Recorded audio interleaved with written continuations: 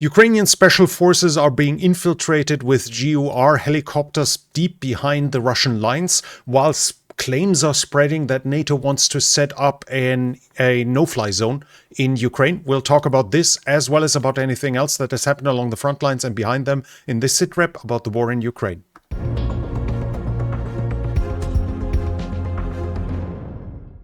The drone sightings are continuing in most parts of northern and central Europe.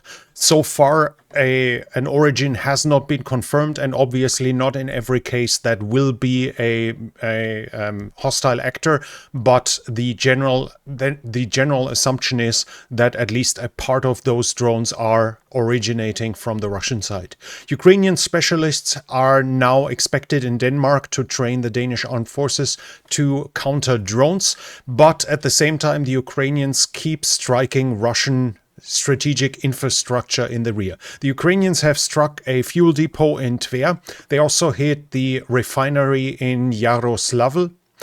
On the Crimean Peninsula, now the Russian population is only allowed to buy 20 more liters. On Monday, it was still 30 liters, so the fuel is dropping down further. And we now have visual evidence that the Russians have started to set up drone nets at refineries because of the intensity of the Ukrainian strikes. We'll switch to the developments along the front line, and here we start off with Sumy. I have no change in territory, nothing special to report. The same about Kharkiv, so we go directly to the Eastern Front. And here we have the Ukrainians advancing at Karpivka here at this point.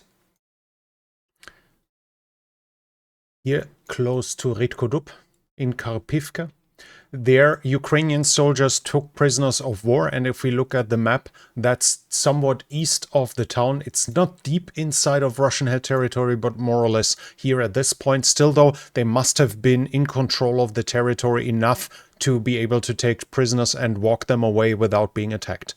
The Russians, on the other hand, have shown further geolocations inside of Sarychne. We have that geolocated here in the south, in the west, and in the center. At this point, it's not clear yet to which degree the Russians control the town. They've raised flags at various points. We had that in the past, that the Russians do this on purpose to make the impression that they control the town, but we should assume that at least this area is now in the contested area, according to the geolocations. The Ukrainians have pushed back in Yampil, though. Here, further south, we have the Ukrainians on the eastern part of the town. Further south of the Siversky Donetsk, we have the Russians north of Siversk, here geolocated in this area on the deep state map. This is more or less at this point here, so we have confirmations that the Russians still operate there. I cannot confirm any change in territory, though. Further south in the Kostiantynivka direction here, we have the Russians advancing north east of Sofivka.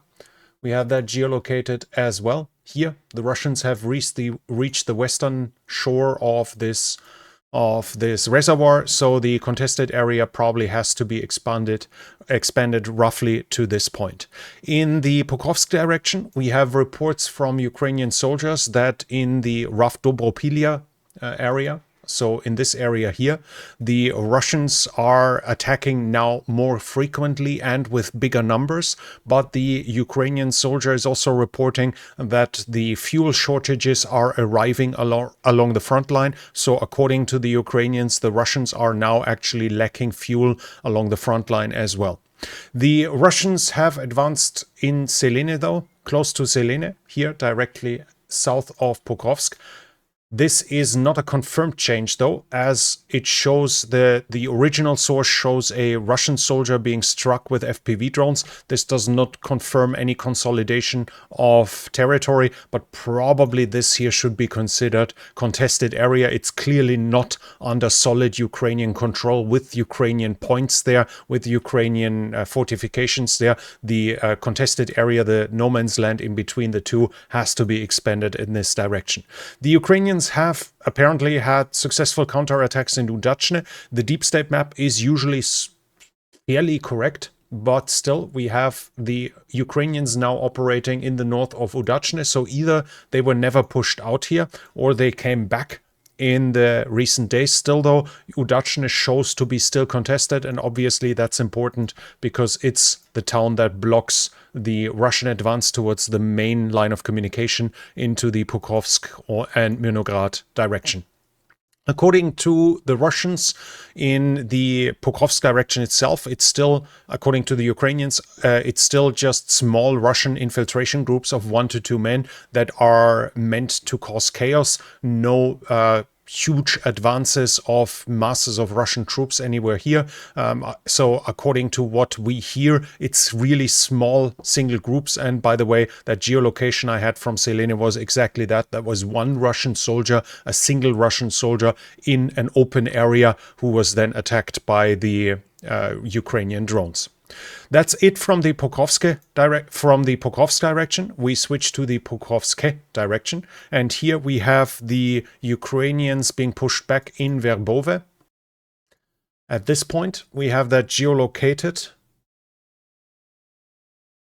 as you can see, roughly to the center of Verbove. Russians have recently been spotted. This is well inside the contested area that the deep state map has set there, so we have a visual confirmation of this. The Russians have also reached the eastern outskirts of Poltavka. This is here. Probably the first houses in eastern Poltavka, and then again we see that the deep state map more or less puts this into the contested area, so no real change from the deep state map itself, but a visual confirmation of the Russians having reached Poltavka. That's it from this area. In the Orikhiv direction, Ukrainians are reporting that the Russians are building troop concentrations, so there would be an expectation of further Russian attempts to take Malatokmachka here in the coming days and weeks. And Russian Milblogger is reporting that the Ukrainian electronic warfare is very effective in this region and is causing massive losses on the Russian side, leading to shortage in drones. That's it with the news from the front lines itself. We go to the report that was spread around yesterday. This here is one of many pages that was claiming that a no-fly zone is going to be established over Ukraine. That claims are doing this, usually spread with this picture, which clearly shows a high-quality production. Usually the reference is towards the Telegraph, but when I checked, this is the article it's from, and there we see one option proposed by a group of senior Western politicians and soldiers is to put an air defense shield over Western Ukraine to shoot down Russian missiles and drones, with the option ultimately to extend that shield an effective no-fly zone over Kiev itself. So while there are this is an option, and while it is proposed by some politicians and some military personnel, this is nowhere close to being ready to be implemented or to even be decided upon. So the claims in this regard are not correct. We have news in the fields of sabotage, though. There's a video showing Ukrainian soldiers flying into Russia with UH-60A Blackhawks. We can see it here that one of them lands. This is one of the GUR Blackhawks that was given by the Americans, and it shows it dropping soldiers that are then infiltrating. This happened in Belgorod, behind the Russian lines, showing that the Ukrainians, even in the current phase of the war, are still able to use helicopters behind the enemy lines and are still willing to do so. And obviously, as the camera has come back, that operation seems to have been successful. The Ukrainians also report, the GOR, the military intelligence, is reporting that 3 Russian National Guardsmen have been killed in Stavropol. The operation against them was done in cooperation with the Caucasus Liberation Movement. So basically a Russian Caucasus rebel organization. And we have news from the Russian Foreign Intelligence. According to them, the Ukrainians are planning false flag attacks on infrastructure. They are going to use the Russian and Belarusian volunteers fighting on the Ukrainian side, and according to the SVR, that's going to be coordinated with the Polish intelligence to then stop that and have the perpetrators openly admit what they did to apparently draw NATO into war. Now, this has to be understood that this is clearly part of the informational warfare. In case the Russians now want to do sabotage of infrastructure, they will always claim that it was in fact a false flag attack, even if they themselves did it. Even if one of their personnel is being caught doing so, they will still claim, hey, we said it, it's going to be the Ukrainians. So this has to be seen in this context that is probably considered to be preparation of future operations by the Russians. On the other hand, obviously, we need to talk at least about the elephant in the room. For the Ukrainians, there would be nothing better than to draw NATO into the war. But while that's obvious, and while Ukraine might want that, the risk for Ukraine is tremendous, and that the Polish government is in on that and can't wait to start a war against the nuclear power Russia is kind of ridiculous. So this is either nonsense, or it has to be seen in the informational warfare, or this has to be seen as a preparation for Russian sabotage operations. The likelihood of Ukrainians actually planning to do something like this on the ground in Poland is fairly low. In troop generation from Ukrainian side, there is the claim by Fedir Venislavsky, he was a member of the Defense Committee of the Ukrainian Parliament, that Ukraine is currently recruiting up to 30,000 men a month due to mobilization and recruitment. Up to is obviously the important part, but that would mean they are not that crazy away from the Russian numbers, which in turn would mean that they should be able to at least keep the current relation in terms of numbers more or less stable. Then we have Keith Kellogg confirming that Trump has permitted long-distance strikes into Russian territory. He, according to him, Trump will decide over Tomahawks. So far, it's not decided, but it's also basically still an option.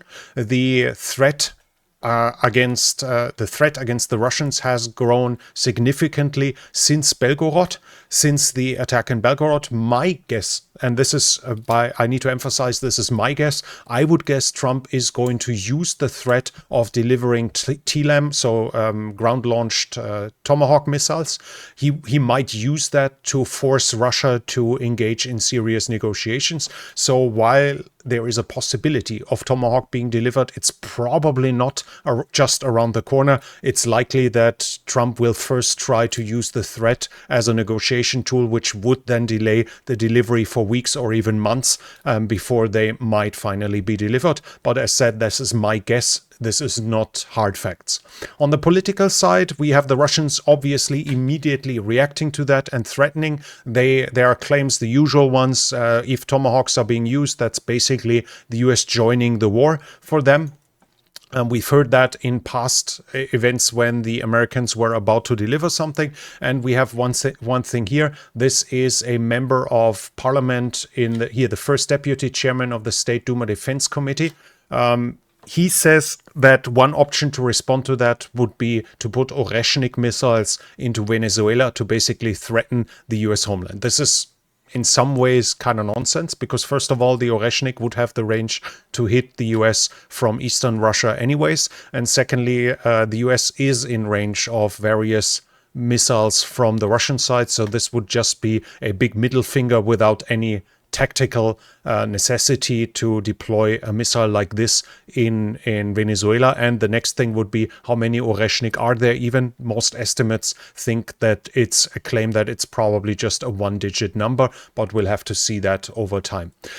Further interesting information is that Russia is expanding its budget for the governmental television by 50%, actually more than 50%. This shows us that the Russian propaganda machine wants more funds. In times of war, where the defense budget even goes down due to budget restraints, at the same time increasing the budget for governmental television, governmental media seems extraordinary particular, except of course you understand that the job of this media will be to help the war effort. International support for Ukraine is also coming.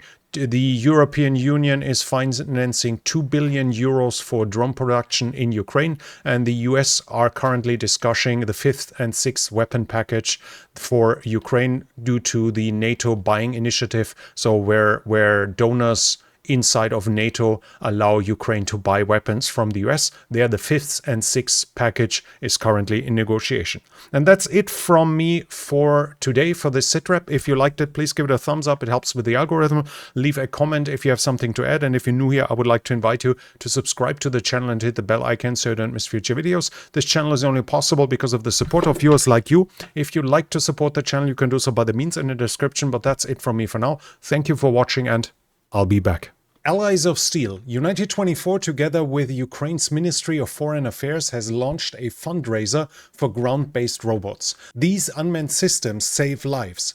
Evacuation robots carry the wounded from the front line without risking medics. Logistics robots deliver ammunition, supplies and even electronic warfare tools where vehicles would be destroyed.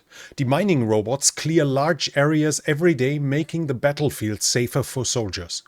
A manufacturer explains, without robots, the soldiers themselves must carry out rescues under fire.